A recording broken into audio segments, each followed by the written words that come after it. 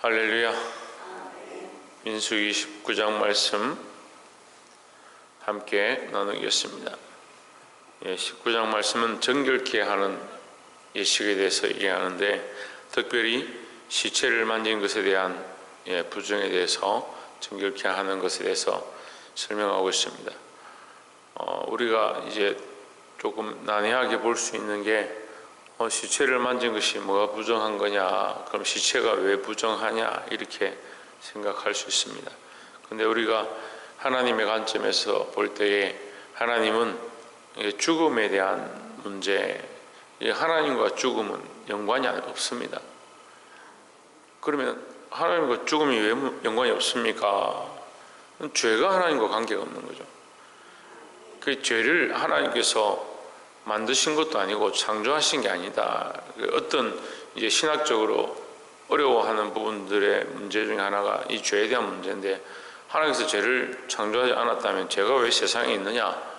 그럼 하나님 창조하지 않은 것이 세상에 존재하느냐? 이렇게 생각을 하는 겁니다. 이제 전에도 한번 말씀을 드렸었는데, 하나님도 완전하신 존재이시고 인간도 하나님의 형상을 닮은 완전한 인격체로 창조하셨습니다. 그러니까 인간의 이 장점이 뭐냐면, 자기 스스로 생각하고 자기 스스로 판단하게, 자기 스스로 결정할 수 있게 인간을 만드셨습니다. 그러니까 인간이 스스로 어떻게 하냐? 자기가 원하는 뜻대로 사는 겁니다.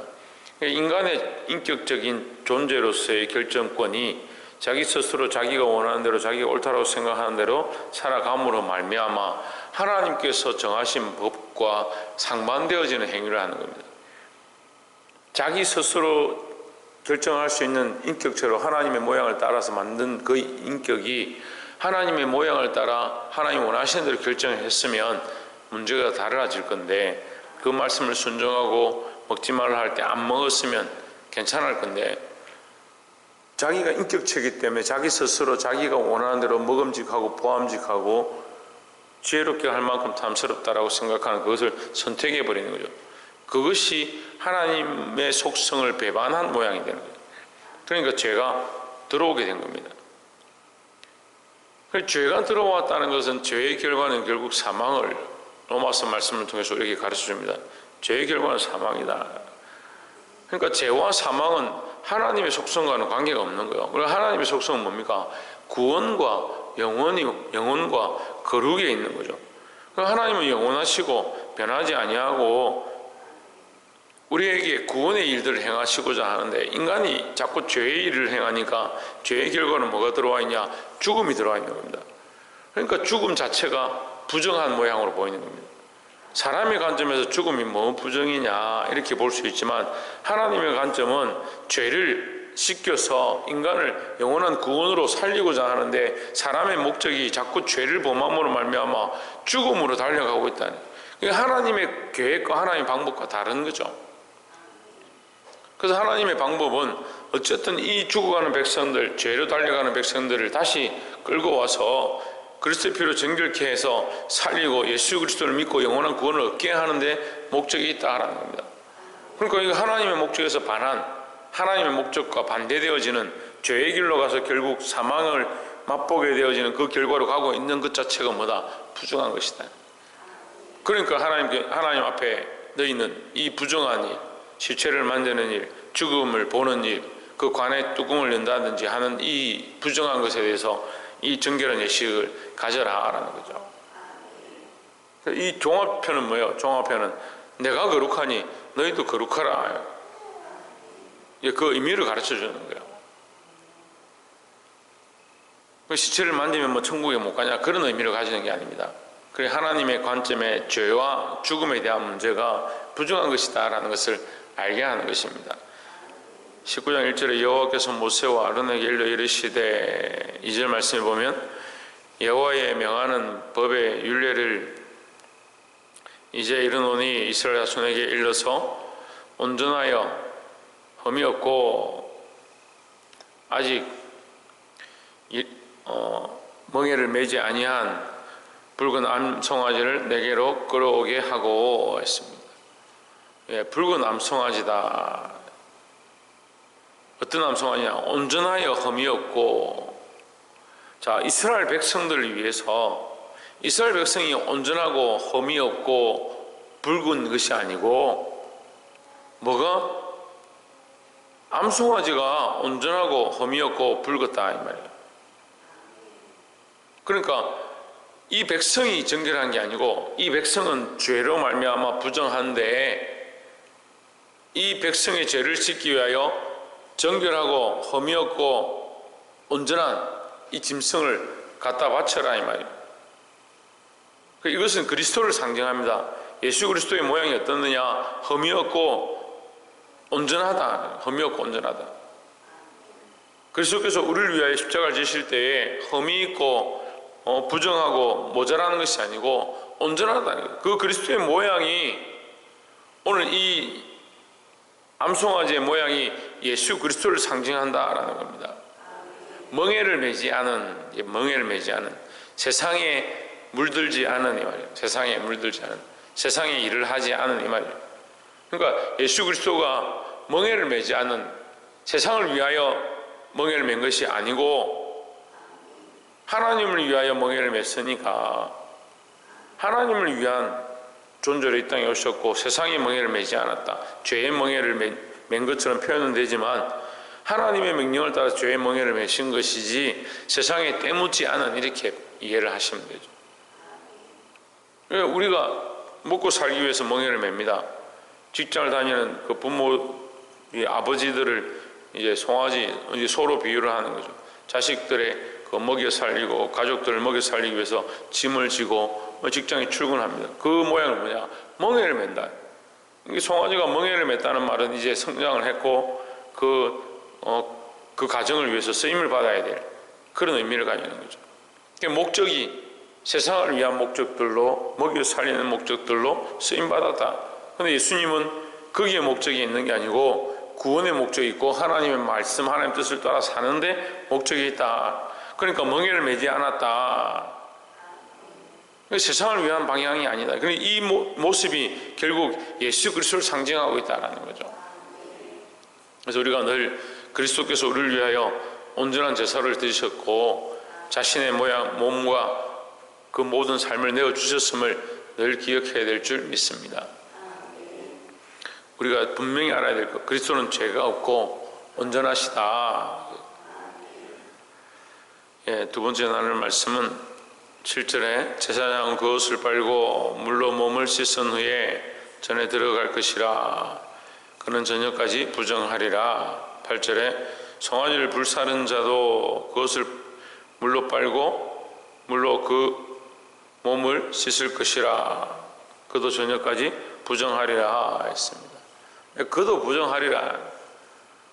자, 시체를 만진 자도 부정하고 그 시체를 만진 자를 깨끗하게 하기 위해서 짐승을 잡고 제사를 드린 제사장도 부정하고 그 송아지를 가지고 와서 그 죽은 송아지를 불사른 자도 부정하고. 자, 우리가 이 말씀을 보면서 도전받아야 할 게 뭐냐? 예외가 없습니다. 교회는 회개하고 정결케 하는데 예외가 없습니다. 모두 다 하나님의 말씀 앞에 하나님 앞에 회개하는 자들로 서야 되지, 한 사람도 예수 그리스도의 피가 아니면 구원이 없고 하나님의 은혜가 아니면 살 수 없다는 것을 기억해야 되는 겁니다. 이게 믿음이 떨어지면요, 신앙생활을 오래 하면 오래 한 사람일수록 잘 안 되는 게 뭐냐? 회개가 잘 안 돼요. 그래서 우리가 사도신경을 매일 하는 이게 참 중요한 것 같아요. 사도신경을 할 때마다 저는 아침에 이 사도신경을 할 때마다 본디오 빌라도에게 고난을 받아서 십자가에 못 박혀 죽으시고 할 때 제가 본디오 빌라도입니다 이렇게 고백하면서 기도합니다. 나 때문에 죽었다는 거예요. 나 때문에 예수님이 십자가에 죽으셨다. 아, 내 죄 때문이구나, 내 삶 때문이구나, 내가 오늘 하루 산 것 때문에, 나의 이 걸어간 행적 때문에 그리스도께서 나를 위해 십자가에 죽으셨구나. 그렇게 생각하고 기억하면, 인정하면 회개할 수밖에 없는 거예요. 날마다 앞에 회개할 수밖에 없는 거예요. 근데 오래되면 오래될수록 뭐라 하냐? 묵은지들이 뭐라고 하냐? 나는 죄가 없다. 어떤 권사님 제가 얘기를 이렇게 하니까 뭐라고 하냐면 자기가 옛날 처음 예수 믿을 때 회개했다. 그때 회개했으니까 내 죄 다 씻었다.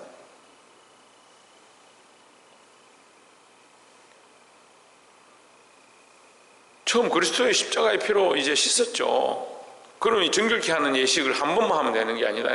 날마다 성전에 불을 꺼뜨리지 마라 했는데 절기를 따라 드리고 때를 따라 드리고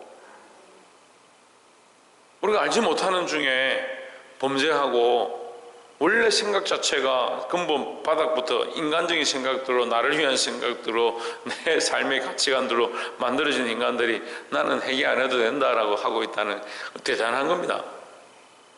뭐가 대단하냐? 예수를 안다고 하나님을 안다고 하면서 전혀 모르는 거예요.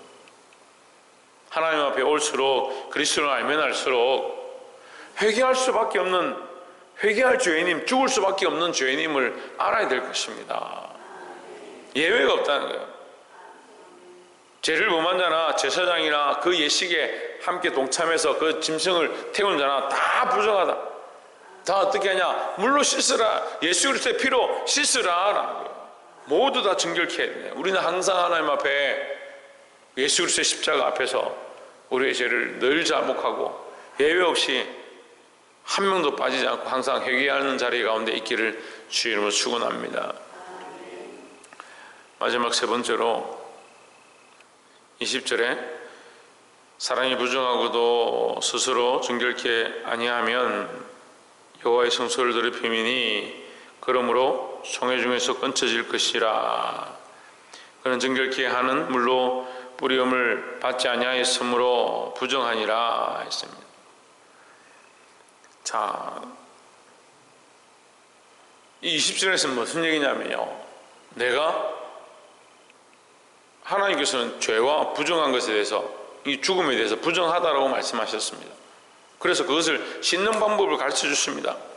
그럼 씻어야 되는 거죠.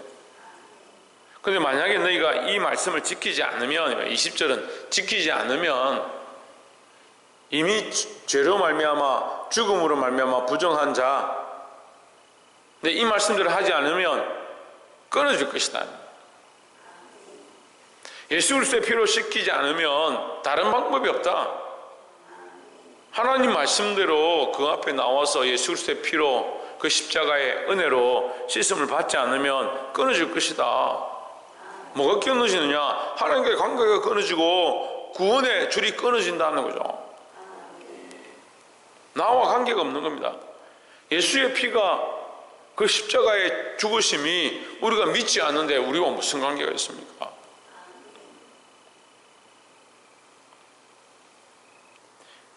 이것을 믿음으로 인정하고 그리스도의 피로 늘 날마다 씻어서 깨끗함을 얻는 자들이 되기를 주의 이름으로 축원합니다. 왜 깨끗해져야 되냐? 하나님께서 거룩하시니까 너희 삶의 죄로 말미암은 이 죽음의 결과들을 맛보지 마라. 하나님은 너희를 구원으로 인도하시는 하나님이시다. 하나님께서 우리에게 어떤 길을 주셨냐? 예수 그리스도로 말미암아 진리요 생명인 길을 주셨다. 그리고 예수 그리스도를 따라가고 그리스도의 피로 정결케 하면 뭘 얻느냐? 생명을 얻는다. 생명을 얻는다. 이 생명의 길을 우리에게 허락하셔서 우리를 정결케 하고 살리기 원하시는데, 우리가 이 하나님의 방법을 늘 기억하고 회개할 것 없는 죄인이 아니라 우리는 다 회개할 죄인인 줄 기억하고 그리스도의 십자가로 날마다 씻어서 정결하게 된 삶, 구원의 소망을 가진 삶을 사시기를 주의 이름으로 축원합니다. 기도하겠습니다.